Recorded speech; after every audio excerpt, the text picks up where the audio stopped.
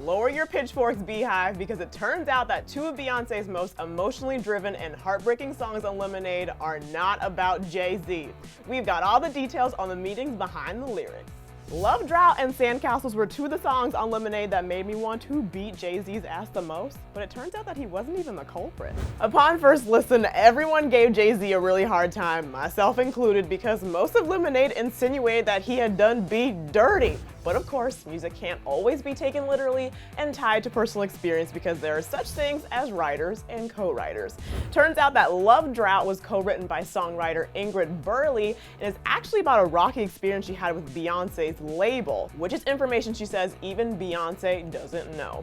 The story goes that Beyonce's label told Ingrid that Beyonce wasn't listening to any new music at the time, aka Ingrid shouldn't present anything, but then read Ingrid some notes that B had given on some new music that had been presented to her, so naturally Ingrid felt as though she'd been lied to. I was so pissed. So then I had my feet on the desk, I'm smoking, smoke's going in the air. I remember like it was yesterday, I wrote the song in like 30 minutes. I was just thinking, as I'm looping this beat, I couldn't get out of my head the fact that they just lied to me. And I was just like, 10 times out of 9, I know you lying.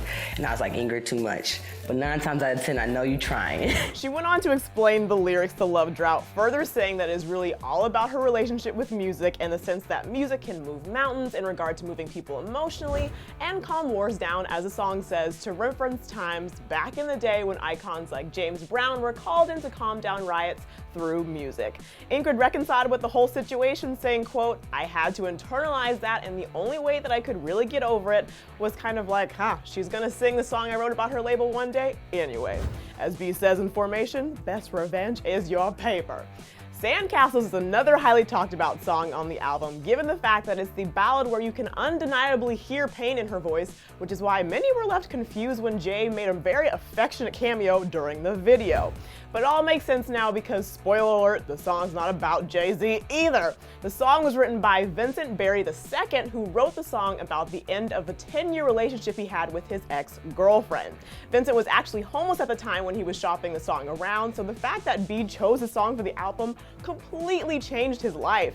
He's now in high demand and has already signed on to work with artists like Alicia Keys, Maroon 5, Big Sean, and Eminem.